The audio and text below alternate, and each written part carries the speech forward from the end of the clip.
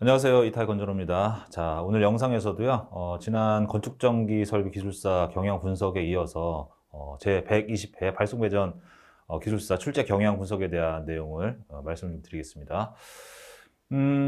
제가 아마 그 지난주에 시험이 있기 전에 그 발송배전 기술사 커리큘럼 안내 영상에서도 이야기를 했던 부분인데요. 이 발송배전 기술사 같은 경우에는 기본서가 가장 중요합니다. 기본서라고 하는 것은 송길령 교수님이 쓰신 송배전공학, 그 다음에 발전공학, 전력계통공학 이 세 권이 핵심이 되는 기본서에 해당이 되고 여기에 한전의 그 교육 자료로 나온 송배전 혹은 송변전 기술용어 해설지 이 네 권 합치게 되면 완벽하게 이제 구성이 맞습니다. 여기에 이제 추가적으로 몇 가지 더 이렇게 좀 보태면 되겠지만 이 네 것만 충실히 하더라도 충분히 합격을 하실 수가 있다라는 말씀을 드렸을 겁니다. 이번 회차가 이제 그런 시험이었다고 보고 있습니다. 발송배전 기술사 같은 경우에는 1년에 시험이 3번 있습니다. 3번 있고요. 이 중에 한 번에서 2번 이상은 이 기본서 4권에서 70% 이상 문제가 출제가 된다라고 보시면 될 것 같고요. 기술사 문제 같은 경우에는 총 31문제가 출제가 되는데 이 중에서 22문제를 선택해서 풀게끔 되어 있습니다. 따라서 70%만 잘 공부하시면 합격권에 들어간다라고 보시면 될 것 같고요. 그 다음에 이 기술사 공부하실 때 이 전략과 전술이라고 해야 될까 이런 것들을 잘 세우셔야 되는데 아까 말씀드렸던 3번의 시험이 있는데 이 3번의 시험을 전부 다 잘 보려고 하면 안 된다. 어떤 공부할 수 있는 그런 어떤 범위를 바운더리를 정해놓고 내용을 가지고 집중적으로 학습을 하시고 거기서 나올 때까지 기다려야지 출제가 나오는 대로 그 나오는 경향에 모두 맞춰서 내가 공부의 범위, 수험 범위를 넓혀서 공부하는 것은 바람직하지 않다라고 말씀드렸습니다. 자, 이게 이제 첫 번째 전략이고요. 그 다음에 두 번째 전략 같은 경우에는 우리가 이제 1교시에 13문제가 나오는데 10문제를 선택해서 풉니다. 자, 그 다음에 2교시, 3교시, 4교시에는 6문제가 나오는데 그 중에서 몇 문제를 선택해서 푸는 거죠? 4문제를 선택해서 푸는데 앞에서 말씀드린 1교시 10문제, 그 다음에 2교시, 3교시, 4교시에 4문제를 전부 다 잘 써야 되느냐? 그렇진 않습니다. 발송배전 기술사도 마찬가지로 합격권에 들어가시는 분들이 일반적으로 1교시에 10문제를 선택해서 푸는데 그 중에서 8문제는 굉장히 잘 씁니다. 그 누구보다도 잘 쓴다 이런 생각을 가지고 쓰십니다. 자, 그 다음에 두 문제는요. 완벽하게 잘 쓸 수는 없어요. 기본, 보통만 맞춰주시면 돼요. 구색만 맞춰주시면 된다. 구색만 맞춰주시면 된다라는 게 뭐냐면, 기술사 시험이라는 건 이제 100점 만점이지만, 실질적으로 합격하시는 분들의 점수가 60점, 61점 많이 받아야 62점 정도 받습니다. 그 이상 받으신 분들은 거의 없다라고 보시면 되거든요. 이건 뭘 의미하냐면, 기술사 시험에서는 60점, 100점 만점이지만 만점을 60점 기준으로 봐야 된다. 채점을 할 때 60점을 기준으로 해서 점수를 주기 때문에 거의 뭐 70점이나 80점이라는 점수는 전기 분야에서는 거의 나온 사례가 있을 수는 있지만 거의 없다. 99.9%가 60점에서 61점을 합격한다 이렇게 보시면 될 것 같고요. 따라서 60점 만점으로 기준을 해야 된다. 그래서 아까 말씀드린 그 1교시의 8문제는 60점을 기준으로 해서 뭐 60에서 한 61점, 62점 정도 맞을 수 있는 정도로 완벽하게 써주시고 나머지 두 문제는 60점을 만점으로 했을 때 한 45점에서 50점 사이 정도를 획득을 한다 이런 마인드를 가지고 공부하시게 되면 공부의 범위가 확 줄어들게 됩니다. 그리고 그 줄어든 범위의 시간하고 내가 가지고 있는 어떤 그 능력을, 역량을 집중할 수가 있기 때문에 훨씬 더 효율적으로 공부를 할 수가 있는 거죠. 효과가 더 높아진다. 자, 그 다음에 2교시, 3교시, 4교시 같은 경우에는 4문제를 선택해서 푸는데 일반적으로 합격권에 들어가시는 분들이 3문제는 굉장히 잘 쓰세요. 잘 쓰시고 나머지 한 문제는 아까 말씀드린 것처럼 약간 좀 부족한 것 같지만 어느 정도 구성하고 모양새만 좀 맞춰주는 형태로 해서 40점대 이상의 점수를 받는 형태로 공부를 하십니다. 자, 이렇게 되면 내가 공부를 해야 될 범위가 전체 출제 범위 중에서 한 50에서 60% 정도로 줄어들어 버려요. 그러면 공부할 분량이 줄기 때문에 훨씬 더 그 학습 효율이 올라가게 돼 있습니다. 이렇게 해서 방향을 좀 잡으시면 훨씬 더 공부하는데 좀 수월하시다. 그래서 발송배전도 마찬가지고 건축전기설비기술사도 마찬가지인데 공부의 범위를 최대한 줄이시는 게 좋습니다. 발송배전 기술사 같은 경우에 다행히도 기본서가 어느 정도 정해져 있고요. 그 안에서 웬만한 문제들이 다 나오고 있고 그게 완벽하게 내 걸로 소화가 내 걸로 이제 만들었다라고 하면 그 다음에 거기서 벗어나는 부분들을 뭐 10문제, 20문제 이렇게 불려가는 게 좋습니다. 자, 이번 시험도 기본서에 충실하셨다라고 하면 충분히 합격을 하실 수가 있는 시험이었다고 보고 있습니다. 제가 문제 경향 분석을 통해서 그 부분은 제가 말씀을 좀 드리겠습니다. 자, 요번 이제 출제 경향 분석 데이터를 보면 우리가 기본서로 삼는 교재가 송배전공학, 그 다음에 발전공학, 전력계통공학이 있는데 송배전공학에서 52%, 그 다음에 발전공학에서 26%, 그리고 전력계통공학에서 한 10% 정도 문제가 나왔습니다. 얘네들을 합치게 되면요, 한 8% 정도가 기본서에서 나왔다라고 보는 거죠. 굉장히 높은 거죠. 우리는 70%만 선택해서 풀면 되는데 기본서에서 이미 우리가 선택해야 되는 내용 이상의 문제가 나왔단 말이에요. 그 다음에 이제 여기 뭐 기타 등등의 문제들이 좀 나와 있고요. 여기 지금 안 나와 있지만 제가 이제 뒤에 그 경향 분석 각각의 교시에서 문제에 대한 그 성향에 대해서 말씀을 드릴 때 이제 자세히 설명을 드리겠지만은 이번 회차에서는요, 계산 문제가 3문제가 나왔습니다. 그 다음에 보호계정기 정정과 관련된 문제가 2문제가 나왔는데 일단 이 계산 문제들은요, 여기 나와 있는 송배전공학하고 발전공학, 전력계통공학에서 한 문제씩 문제가 출제가 됐을 겁니다. 자, 이 문제들이 기본서에 있는 예제 문제를 약간 좀 응용을 좀 했어요. 거기는 수치를 좀 바꿔가지고 문제를 냈는데 이 문제들은 일반적으로 전기 엔지니어가 다루는 문제들은 아니에요. 예를 들어서 뭐 단락 고장 계산이라든지 전압 변동률이라든지 아니면 변압기 용량 계산이라든지 뭐 이런 것들은 전기 엔지니어들이 현장에서 굉장히 많이 쓰는 어떤 그런 기술 계산 기법이거든요. 그런데 요번에 나온 문제들은 그런 게 아니에요. 그래서 이런 문제들은 기본서에서 응용해서 출제가 됐다고 하지만 자주 다루는 내용들이 아니기 때문에 될 수 있으면 풀지 않는 게 좋다라고 보고 있습니다. 그 문제를 풀 수 있으면 좋아요. 하지만 내가 익숙하지 않은 문제이기 때문에 그 문제를 잘못 선택하게 되면요, 계산 문제를 틀려버릴 수가 있어요. 아니면 문제가 안 풀릴 수가 있습니다. 그러면 거기서 시간을 다 허비를 한다든지 그 계산 문제가 틀리게 되면 자신감을 상실하게 되면서 그 시험 전체를 다 망칠 수가 있어요. 그래서 내가 사전에 세팅이 되지 않는, 내가 확실하게 어떤 그 답을 구할 수 있다는 자신감이 있는 문제 외에는 계산 문제는 손대지 않는 게 좋습니다. 그래서 이번에 출제된 3문제는요, 풀 수도 있으셨겠지만 그거 말고도 선택할 수 있는 문제들이 많았기 때문에 그 계산 문제는 손대지 않는 게 좋다. 앞으로도 그러한 유형의 문제들은 건드리지 않는 게 좋을 것 같다라고 저는 말씀을 권장해 드립니다. 자, 그 다음에 이제 보호계정기 정정과 관련된 문제들이 나왔는데 이 보호계정기에 관련된 내용은 건축전기에서는 우리가 자주 다루는 문제인데 발송배전에서는 이제 요번에 출제된 문제들은 자주 좀 건드리지 않는 문제였습니다. 그런데 이제 문제가 그렇게 어렵진 않은데 뭐 그거 말고도 우리가 선택할 수 있는 문제들이 많았다. 기본서에서 굉장히 많은 문제들이 나왔기 때문에 굳이 틀릴 확률, 좀 내가 실수를 범할 수 있는 그런 형태의 유형들은 건드리지 않는 게 좋다. 그렇게 생각하시면 될 것 같아요.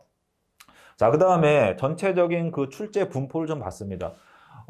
여기 이제 보시면 이쪽에 이제 이렇게 전체라고 되어 있는 부분이 화면상에서 보시면 이제 우측에 있는 요 막대 그래프이고요. 그 다음에 120회 이번 회차에 이 출제 분포가 이제 왼쪽에 있는 노란색으로 표현된 요 막대 그래프입니다.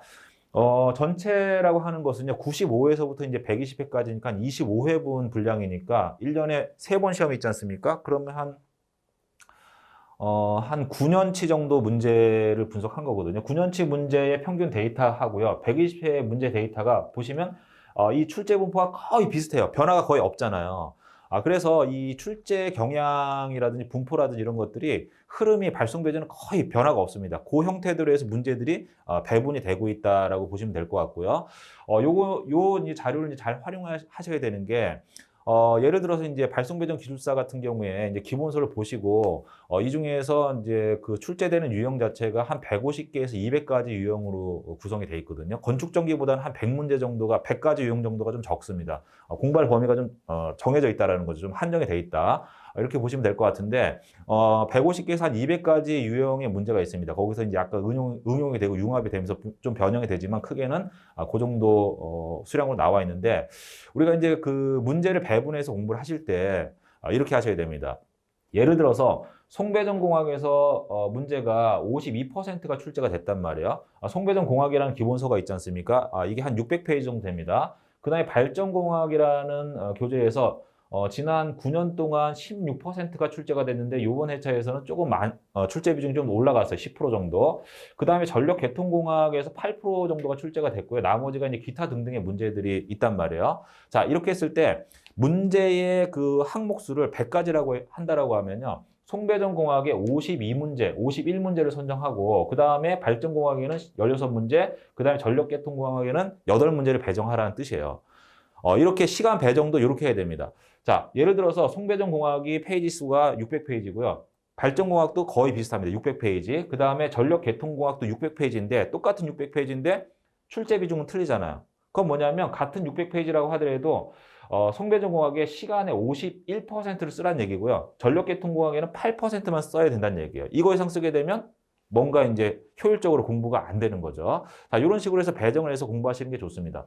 예를 들어서 어떤 분들은 막 공부를 하시다 보면 나는 신경양에 관심이 많다라고 해서 신경양 쪽에 막 들이다 파는 경우가 있어요. 그런데 출제 비중은 뭐 평균적으로 2%고 요번에 3%가 나왔단 말이에요. 한 문제 정도 출제가 되는데 여기에 100시간 중에 50시간을 투자를 한단 말입니다. 그럼 여기는 공부할 수 있는 시간이 줄어들면서 당연히 점수가 안 올라가겠죠. 이런 부분들을 전략을 잘 세우셔야 돼요. 그러면 훨씬 더 학습 효과가 올라가게 됩니다. 자, 이제 1교시 문제에 대한 분석을 좀 해드리겠습니다. 전체 13문제가 나왔는데 제가 봤을 때는 지금 합격권에 이제 가까우신 분들, 예를 들어서 한 45점 정도 이상 점수가 나온다라고 하면 발송배정 기술사 같은 경우에는 45점에서 바로 합격할 수가 있어요. 조금만 열심히 하시면. 그래서 제 생각에는 물론 이제 50점 이상 나오시는 분들이 열심히 하시는 분들입니다. 하지만 40점대 초반이라고 하더라도 바로 합격하실 수가 있고요. 때에 따라서는 30점대 중반에서 합격하시는 분도 저는 봤습니다. 봤기 때문에 이 기술사 시험에서 너무 이제 점수에 크게 의미는 두지 마시고, 그렇다고 해서 뭐 한 번에 이제 합격할 수 있는 건 아니지만 점수 향상이라는 게, 실력 향상이라는 게 단계적으로 되긴 합니다. 뭐 처음에 시험 봤을 때 20점에 30점, 그 다음에 열심히 하시게 되면 뭐 4, 50점, 그 다음에 50점대 후반, 그 다음에 60점대로 올라가면서 합격을 하는 게 정상적인 코스인데, 이걸 좀 월반하는 경우도 있어요. 열심히 하시는 분들은 35점에서 바로 60점으로 가는 경우도 있고요. 근데 45점대에서 60점을 합격하는 경우도 있습니다. 그래서 일반적으로 45점대 이상이라고 하면 발송배정 기술사에서는 충분히 열심히 하셔서 승부를 볼 수가 있다라고 저는 생각하고 있습니다. 자, 45점 이상 합격권에 들어가 있는 분들이라고 하면요. 여기 나와 있는 13문제 중에서 10문제 이상은 충분히 쓰실 수가 있는 능력이 되셔야 돼요. 뭐 이게 안 된다, 나는 이 중에서 한 5문제밖에 못 쓰겠다라고 하면 아직까지는 공부가 좀 덜 되신 거예요. 열심히 하셔야 됩니다. 지금 막 하루에 1시간 공부하신다 그러면 2시간으로 늘리셔야 되고요. 하루에 3시간 하신다 그러면 4시간, 5시간 좀 늘려주시는 게 좋아요. 그래야 점수가 쭉 올라갑니다. 자, 선택해야 되는 문제를 12문제를 선정했는데 이 중에서의 기본서에서 거의 다 문제가 나왔어요. 첫 번째 문제, 배전선로의 전압 강함이 전압 변동률. 송배전 공학에서 그대로 문제가 나온 거죠. 그 다음에 인체 허용 인체 통과 전류 한계 안전 한계값, 요 내용에 대해서도요. 아마 기본서 송배전 공학 14장에서 이 문제가 그대로 나왔을 겁니다. 그 다음에 건조 섬락 전압과 주 섬락 전압에서도 송배전 공학에서 아마 가공 송전선로에서 이 애자에 대한 부분의 문제를 그대로 냈고요. 그 다음에 이 내용이 기술 용어 해설집에도 나와 있습니다. 그대로 문제가 나온 거고. 그 다음에 표준 충격 파형에 대한 것도 뭐 송배전 공학, 그 다음에 용어 해설집에 그대로 문제가 나와 있는 거죠. 그 다음에 이 부분도 신재생 에너지에 관련된 용어 RPS, REC, 그 다음에 SMP에 대해서도 용어 해설집에 그대로 나와 있는 내용이에요. 그 용어에 대한 걸 물어본 거니까 요거에 대한 간략한 설명을 해주면 한 페이지가 그대로 꽉 차거든요. 네. 그대로 나온 겁니다. 그 다음에 동기 화력에 대한 부분, 그 다음에 안정도 판별법에 대한 부분, 송배전 공학에 나와 있는 거 그대로 출제가 된 거죠. 그 다음에 가동 단계별 전력 생산 비용 구성 요소 이렇게 나와 있는데 이 문제는 좀 약간 좀 까다로워요. 요거는요, 용어 해설집에 나와 있는 내용을 잘 활용하시면 답안지를 충분히 잘 작성하실 수가 있는 겁니다. 이것도 기본서에 있는 게 그대로 나온 거예요. 그 다음에 전선의 벌어짐 현상에서 용어 해설집에서 문제 그대로 나와 있는 겁니다. 찾아보시면 요 용어가 그대로 있을 거예요. 그 다음에 조합 수조에 대한 거 발전공학에 나와 있는 내용 그대로 출제가 됐죠. 그 다음에 기체 저렴 파괴, 고체 저렴 파괴에 대한 부분인데, 뭐 요거는 기초 이론이고요. 뭐 파세네 법칙을 이용한 부분입니다. 그 다음에 열적 파괴, 열적 파괴, 그 다음에 전자적 파괴인가요? 뭐 그런 문제인데, 요거는 그렇게 어렵진 않아요. 어렵진 않고요. 뭐 이제 기초 이론을 잘 응용하시면 답안지를 충분히 쓰실 수가 있는 겁니다. 자, 그 다음에 태양광 발전 시스템의 단독 운전 방지에서 능동적 검출 방식과 수동적 검출 방식에 대한 부분인데 요거는 제가 강의하면서 항상 강조를 드렸던 겁니다. 분산형 전원과 관련돼서 개통 연계와 관련된 내용들을 우리가 반드시 정리를 해둬야 된다. 그중에서 뭐 이제 단독운전 방지라든지 뭐 여러 가지 개통에 미치는 영향이라든지 이런 것들은 면밀하게 파악해 두실 필요가 있고, 그 다음에 요 자료는 좀 다운을 받아서 보시는 게 좋다라고 아마 제가 설명을 드렸을 거예요. 요 내용은요. 분산형 전원 배정 개통 연계 기술 가이드라인 제 17조 항에 보면 요 내용이 그대로 나와 있고 굉장히 쉽습니다. 자, 그 다음에 수차의 공동 현상, 캐비테이션 현상에서 발전공학에 있는 내용이 그대로 나와 있는 거죠. 뭐 이 중에서 좀 까다롭다라고 하는 것은 뭐 이제 11번, 그 다음에 뭡니까? 10번, 그 다음에 뭐 7번 정도? 뭐 이 정도 뺀다고 하더라도 9개에서 10개 정도는 충분히 답안지를 쓰실 수가 있었던 거죠. 1교시에서 내가 확실히 하는 문제가 8문제 이상 나왔다라고 하면 굉장히 평이하게 나온 거예요. 기본서에 충실하셨던 분이라고 하면 1교시가 문제가 굉장히 좀 쓰기가 좋지 않았을까라는 생각이 듭니다. 자, 그 다음에 13번 문제인데요. 이건 이제 계산 문제입니다. 계산 문제인데, 요거는 발전공학에 나와 있는 예제를 좀 약간 응용을 한 거예요. 응용한 건데, 여기 나와 있는 것처럼 뭐 속도 조정률을 가미해서 뭐 부하가 증가가 됐을 때 뭐 출력 배분에 대한 부분을 계산하는 게 일반적으로 우리가 자주 쓰는 계산 수식은 아니거든. 계산 문제는 아니거든. 잘 다루지 않습니다. 그래서 이런 부분들은요, 열심히 공부하시는 분들은 풀 수도 있겠지만, 이거 풀다 보면 실수할 확률이 굉장히 높아요. 왜? 내가 익숙하지 않은 문제이기 때문에. 그래서 이런 부분들은 내가 확실히 사전에 풀어봐서 응용하는 사례까지 사전에 내가 검토가 된 상태에서는 문제를 건드려도 되지만, 그거에 대한 부분이 내가 검토가 안 된 상태, 내가 어떤 문제의 뭐 핵심 사항이라든지 이 부분에 또 함정이 있을 수가 있거든요. 그런 것이 파악이 되지 않은 상태에서는 익숙하지 않은 문제들은, 익숙하지 않은 유형의 문제들은 건드리지 않는 게 좋습니다. 이걸 건드리지 않더라도 앞에 풀 수 있는 게 많았죠. 그 다음에 이 문제를 쓰게 되면요, 풀게 되면 틀릴 확률이 굉장히 높아요. 거기까지는 괜찮아요. 거기까지는 괜찮은데 다른 문제에서 만회하면 되는데, 이거 풀다가 안 풀리게 되면 여기서 10분, 20분, 30분을 소비할 수도 있습니다. 그러면 1교시에 10문제를 써줘야 되는데 이것 때문에 30분을 쓰게 되면 8문제, 7문제밖에 못 쓰는 최악의 상태가 발생이 될 수도 있어요. 그러면 그 시험은 떨어지는 거예요. 1교시 망쳤죠? 그럼 2교시, 3교시, 4교시에도 의욕이 저하가 되기 때문에 시험을 잘 볼 수가 없어요. 그래서 이런 문제들은 가급적이면 건드리지 않는 게 좋다. 자, 1교시 문제에 대한 전체적인 총평을 해드리면 전체적인 문제는 쉬웠고요. 기본서에 충실하시면 충분히 잘 볼 수 있는 교시였다. 이렇게 보시면 될 것 같습니다. 자, 2교시도 마찬가지입니다. 2교시 6문제 중에서 기본에 충실하셨다라고 하면 5개 혹은 4개 정도는 충분히 잘 쓰실 수가 있으셨을 겁니다. 자, 스마트 그리드와 관련된 운영적인 측면과 산업적인 측면에 대해서 기존 전력망과 비교하시고, 뭐 스마트 그리드를 쓴다라는 건 효율적으로 전기 설비를 쓰겠다라는 거고요. 거기에는 가장 핵심이 되는 게 에너지를 절감하겠다는 얘기거든요. 그 다음에 이제 그 산업적인 측면에서는요, 스마트 그리드와 관련된 여러 가지의 기술들이, 신기술들이 굉장히 많습니다. 여기에 이제 앞으로는 뭐 인공지능의 기능까지 들어가게 되겠죠. 그 다음에 뭐 여러 가지 이제 뭐 정보통신 기술이라든지 뭐 전력 시스템 기술이라든지, 그 다음에 뭐 전기 자동차를 접목하는 뭐 V2G라든지, V2G는 발송 배전에서 이번에 문제가 나왔지 않습니까? 이런 산업들이 전반적으로 연계가 되면서 굉장히 많은 어떤 영향력을 미치는 거죠. 뭐 이런 부분들은 용어 연습에 상당히 잘 나와 있어요. 그런 내용들을 잘 파악을 하고 계셨다라고 하면 걔네들을 잘 조합하면 굉장히 좋은 답안지를 쓰실 수가 있습니다. 스마트 그리드와 관련된 문제들은 한 3, 4년 전에 굉장히 많이 나왔는데 요즘에 최근에 좀 뜸했어요. 왜냐하면 이제 이런 기술들이 좀 이제 빨리 발전이 안 되고 어떤 시스템이 반영이 안 됐는데, 최근에는 뭐 잘 아시겠지만 인공지능이라든지 정보통신의 어떤 그런 기술에 의해서 뭐 제4차 산업혁명이라는 이야기까지 나오고 있지 않습니까? 그래서 그런 것들이 이제 굉장히 활성화되지 않을까라는 생각이 들고, 또 뭐 전기 자동차가 이제 앞으로 많이 도입이 되면서 뭐 여러 가지 전력 계통에도 서로 이제 상호 이런 어떤 그런 시스템적으로 서로 이제 유기적으로 협력하면서 운영이 돼야 되기 때문에 이런 기술들이 굉장히 급격하게 발전이 될 거다라고 보고 있습니다. 따라서 이제 이거와 관련된 문제들은 계속해서 출제가 되겠죠. 그 다음에 3번 문제, 송전선로 유도장애는 송배전공학 6장에 있는 문제가 그대로, 내용이 그대로 나온 거고요. 그 다음에 전력계통의 부하 분담에 대한 부분은요, 이 부분은 용어 해설집에 있는 내용하고 그 다음에 발전공학에 있는 내용을 적절하게 활용하셔서 답안지 쓰시면 되는데, 조금 까다로웠을 거예요. 이 문제가 전체적인 부분을 종합해서 이제 내가 좀 뭔가 답안지를 만들 수 있는 능력, 전체를 볼 수 있는 능력을 가지고 있어야 되기 때문에 조금 난이도가 있는 문제였다고 보고 있습니다. 하지만 이 부분도 기본서에 있는 내용을 잘 융합을 하시면, 응용하시면 좋은 답안지를 쓰실 수가 있었을 겁니다. 자, 그 다음에 발전기의 가능 출력 곡선하고 그 다음에 전압 제어를 위한 무효전력 공급원으로서의 발전기 역할에 대한 부분인데, 요거는 송배전공학에 있는 내용이 그대로 출제가 된 거예요. 자, 그 다음에 뭐 화력발전소의 열 효율 향상을 위한 열 회수 장치에서 뭐 이코노마이저라든지 뭐 절탄기라든지 이런 것들과 관련된 내용인데, 이것도 발전공학 기본서에 나와 있는 내용이 그대로 출제가 됐죠.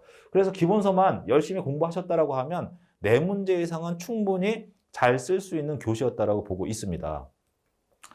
자, 그 다음에 이제 배전선로의 이제 그 보호 개정과 관련된 어떤 그 용어들에 대한 부분인데, 요거는 어렵진 않아요. 이건 뭐 제가 뭐 이제 기본서 외적으로 뭐 다른 이제 교재를 가지고 전문 기술서적을 가지고 제가 강의를 많이 드렸는데, 아마 이타 아카데미 영상을 보신 분들은 뭐 크게 어렵진 않았을 거예요. 어렵진 않았는데 기본서에서 빠졌기 때문에 선택할 수 있는 문제가 많았기 때문에 제가 빼놨지만, 이 문제 자체도 기본적인 내용에 해당이 된다라고 보시면 될 것 같습니다. 자, 2교시 문제도 굉장히 문제가 쉬웠죠. 자, 그 다음에 이제 3교시 내용을 좀 보겠습니다. 3교시 다 기본이 되는 문제예요. 고주파 플리커, 이거는 뭐 기본서에도 언급이 돼 있고요. 또 용어 해설집에도 나와 있고, 또 이제 전기를 공부하시는 분들은 전력 품질에 대한 부분들을 반드시 준비를 해야 되기 때문에 기본이 되는 문제였다. 자, 그 다음에 고압 및 저압 배전선로 구성 방식과 특성에 대한 부분은 송배전공학에 굉장히 잘 나와 있죠. 그 내용을 그대로 쓰시면 돼요. 그 다음에 동기조산기 전력용 콘덴서 블로 리액터 비교하는 표가 송배전공학에 나와 있을 겁니다. 이 내용도 그 표하고 용어 해설집에 있는 내용들을 잘 활용하시면 좋은 답안지를 쓰실 수가 있겠죠. 자, 그 다음에 수요 관리에 대한 부분도 용어 해설집에 잘 나와 있고요. 뭐 이제 디맨드 사이드 매니지먼트에서 뭐 최대 뭐 전력 이전이라든지 뭐 피크 시프트, 그 다음에 뭐 여러 가지 6가지 이제 기법이 있지 않습니까? 제가 지금 말씀을 드리려니까 갑자기 생각이 안 나는데, 그런 것들 관련한 내용하고 그 다음에 용어 해설집에 각각의 부하를 제어하는 방법, 컨트롤하는 방법에 대한 부분도 잘 나와 있거든요. 그래서 요 내용은 기본적인 내용이기 때문에 뭐 충분히 잘 쓰실 수 있는 문제였다고 보고 있습니다. 그래서 3교시, 죄송합니다. 그래서 3교시에서도 충분히 기본에 충분히 실했다라고 하면 충분히 잘 쓸 수 있는 문제들로 구성이 돼 있었다.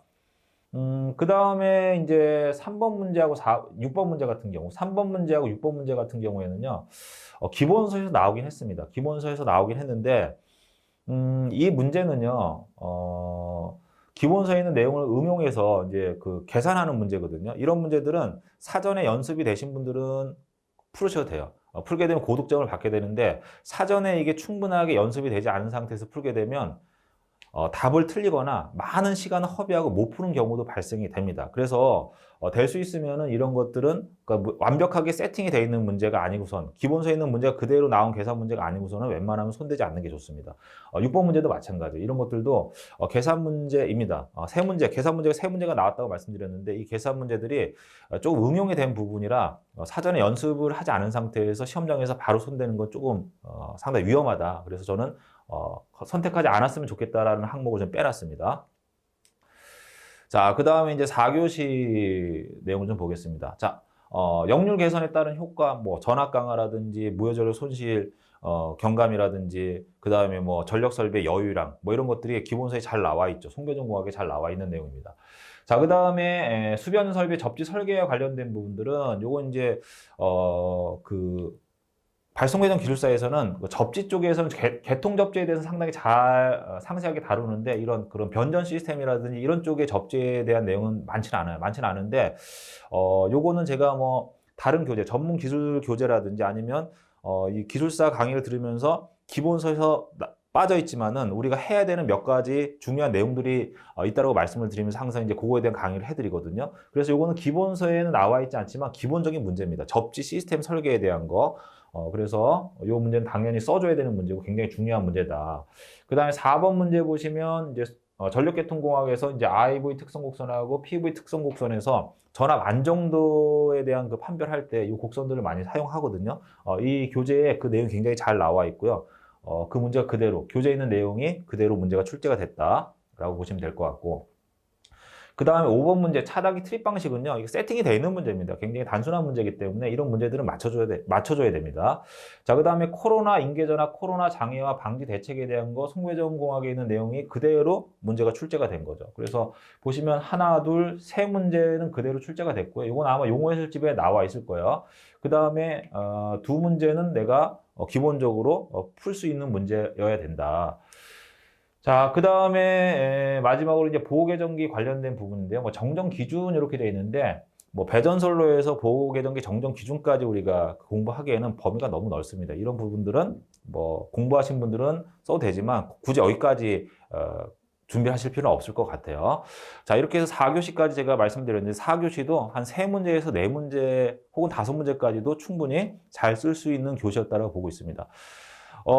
전반적인 내용은요, 그렇게 어렵지 않았습니다. 또 기본에 충실하신 분들이라고 하면 굉장히 답안지를 잘 쓰셨을 것 같습니다.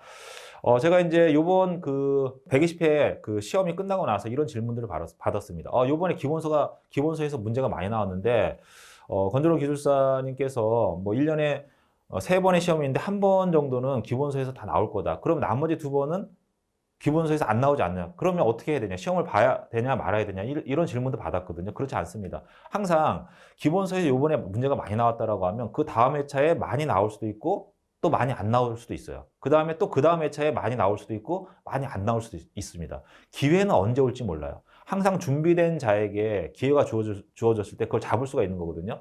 요번 회차에서 기본서에서 많이 나왔다고 해서 다음엔 안 나오겠지 해서 다른 책을 가지고 공부하시면 안 돼요.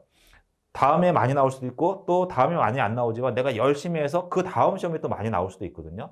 항상 기본에 충실하시고요. 기본이 완벽하게 다져지면 그 다음에 거기서 조금 더 벗어난 형태로 해서 뭐 10%, 20%씩 조금씩 늘려나가는 형태로 공부하시는 게 좋습니다. 자, 제가 오늘 간략하게 문제 경향에 대한 말씀을 드렸는데 이 부분은요, 제가 세세하게 한 문제 한 번씩 다 해설해가지고 다시 영상하고 교재를 만들 겁니다. 그래서 그런 부분들 한 2주 정도 작업을 해야 되기 때문에 한 2주 정도면 그런 어떤 자료라든지 영상을 또 보실 수가 있을 겁니다. 자, 오늘 제가 간략하게 설명드렸는데요. 시험이 이제 끝났습니다. 지난 시험은 다 잊어버리시고 앞으로 이제 120일에 120의 시험이 또 얼마 안 남았습니다. 합격자 발표가 나고 나서 시험까지 또 한 달 정도밖에 안 남았기 때문에 그동안 손 놓지 마시고 열심히 면접을 준비하신다라고 생각하고 열심히 준비하시고요. 합격을 하시면 면접으로 바로 넘어가시면 되고 혹시라도 시험을 잘 못 봐서 점수가 잘 안 나왔다라고 하면 이 지금의 상태, 지금의 컨디션을 쭉 유지하시면서 바로 120일의 시험을 준비하시고 시험을 보시면 되기 때문에 계속해서 쉬지 말고 계속해서 꾸준히 공부를 하셨으면 좋겠습니다. 자, 오늘 문제 경향 분석은 여기까지 하는 것으로 하겠습니다. 감사합니다.